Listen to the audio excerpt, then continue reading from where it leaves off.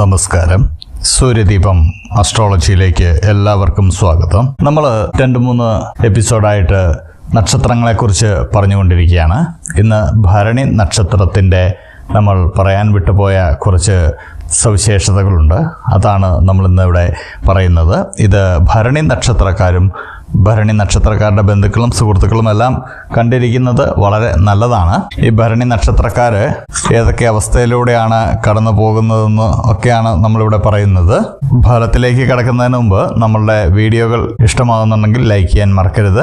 കൂടാതെ നമ്മളുടെ ചാനൽ ഇതുവരെ സബ്സ്ക്രൈബ് ചെയ്തിട്ടില്ലെങ്കിൽ സബ്സ്ക്രൈബ് ചെയ്യുക. മറ്റൊരറിയിപ്പ്, നമ്മളുടെ പൂജയിലുള്ള പ്രാർത്ഥനയിൽ നിങ്ങളെ ഉൾപ്പെടുത്തണമെന്നുണ്ടെങ്കിൽ പേര്, നക്ഷത്രം, ജന്മവർഷം എന്നിവ കമൻറ്റ് ബോക്സിൽ രേഖപ്പെടുത്തുക. തീർച്ചയായിട്ടും പ്രാർത്ഥന ഉൾപ്പെടുത്തുന്നതായിരിക്കും. അപ്പോൾ ഈ ഭരണി നക്ഷത്രക്കാരെ കുറിച്ച് പറയുകയാണെങ്കിൽ അധികം സംസാരിക്കാത്തവരായിരിക്കും. അന്യരുടെ കാര്യങ്ങളിൽ കഴിവതും ഇടപെടാതെ ഇരിക്കാൻ ആഗ്രഹിക്കുന്നവരാണ് ഈ ഭരണി നക്ഷത്രക്കാരെ പൊതുവായിട്ട് കണ്ടുവരുന്നത്. സ്വന്തം അഭിപ്രായങ്ങളിൽ പക്ഷേ ഇവർ ഉറച്ചു നിൽക്കുന്നവരാണ്. അന്യരുടെ അഭിപ്രായം അനുസരിച്ച് സ്വന്തം അഭിപ്രായത്തിൽ മാറ്റം വരുത്താൻ ഇവർ സാധാരണഗതിയിൽ ഒന്നും തയ്യാറാവുന്ന ആളുകളല്ല. പെരുമാറ്റത്തിലൊക്കെ അല്പം കാർക്കശ്യം ഇവർക്ക് ഉണ്ടാകും. അതുമൂലം എല്ലാവരുമായിട്ട് യോജിച്ചു പോകാൻ ഇവർക്ക് കഴിയാറില്ല. സത്യസന്ധതയും സദാചാരനിഷ്ഠയും ഒക്കെ ഇവർക്ക് ഉണ്ടാവുന്നതാണ്. സഹനശക്തി ഒരുപാട് കുറവുള്ള ആളുകളായിട്ടാണ് ഭരണി നക്ഷത്രക്കാരെ കാണുന്നത്. പെട്ടെന്ന് ക്ഷോഭിക്കുന്ന ആളുകളാണ്.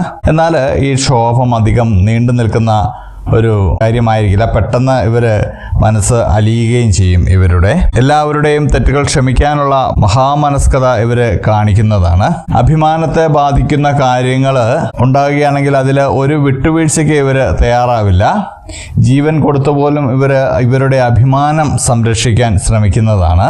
അഭിമാനത്തിന് ഭംഗം വരികയാണെങ്കിൽ നാടുവിടുക, ആത്മഹത്യയെപ്പറ്റി ചിന്തിക്കുക തുടങ്ങിയവയൊക്കെ ഇവരുടെ ഒരു സ്വഭാവ രീതിയാണ്.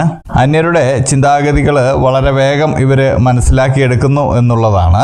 അതിനനുസരിച്ച് ഇവർ തന്ത്രങ്ങൾക്ക് രൂപം കൊടുക്കുകയും ചെയ്യും. ധാരാളം എതിരാളികൾ ഇവർക്ക് ഉണ്ടാവാനുള്ള സാധ്യതയുണ്ട്. അവരുടെ മുന്നിൽ തലകുനിക്കുവാനോ വിട്ടുവീഴ്ച ചെയ്ത് ഒത്തുതീർപ്പാക്കുവാനോ താല്പര്യം കാണിക്കുന്നതല്ല. ഇതുമൂലമുണ്ടാകുന്ന കഷ്ടനഷ്ടങ്ങളെപ്പറ്റി ഇവർ ചിന്തിക്കാറില്ല. ഇവർക്ക് എപ്പോഴും സ്വതന്ത്രമായിട്ടുള്ള ഒരു ബുദ്ധിയായിരിക്കും. ഇവരുടെ ഏറ്റവും അഭിവൃദ്ധിയുടെ കാലമെന്ന് പറഞ്ഞാൽ 25 വയസ്സ് മുതൽ 35 വയസ്സ് വരെയാണ്.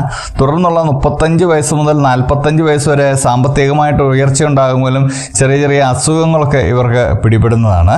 45 മുതൽ 55 വയസ്സ് വരെ ഒരു സമ്മിശ്ര ഫലമായിരിക്കും ഇവർക്ക്. 55 വയസ്സിന് ശേഷം സുഖകരമായിട്ടുള്ള ഒരു ജീവിതമാണ് ഭരണി നക്ഷത്രക്കാർക്ക് കാണുന്നത്. അപ്പോൾ ഇത്രയുമാണ് ഭരണി നക്ഷത്രക്കാരുടെ പൊതുഫലങ്ങൾ. മറ്റൊരറിയിപ്പ്, നമ്മളുടെ പൂജയിലുള്ള പ്രാർത്ഥനയിൽ നിങ്ങളെ ഉൾപ്പെടുത്തണമെന്നുണ്ടെങ്കിൽ നിങ്ങളുടെ പേര്, നക്ഷത്രം, ജന്മവർഷം എന്നിവ കമൻറ്റ് ബോക്സിൽ രേഖപ്പെടുത്തുക. തീർച്ചയായിട്ടും പ്രാർത്ഥനയിൽ ഉൾപ്പെടുത്തുന്നതാണ്. അപ്പോൾ ഇതുപോലുള്ള വിശേഷങ്ങൾക്കും വാർത്തകൾക്കുമായിട്ട് എൻ്റെ ചാനൽ സബ്സ്ക്രൈബ് ചെയ്യുക. ഇനിയും മറ്റൊരു വീഡിയോയുമായിട്ട് നമുക്ക് വീണ്ടും കാണാം. നന്ദി, നമസ്കാരം.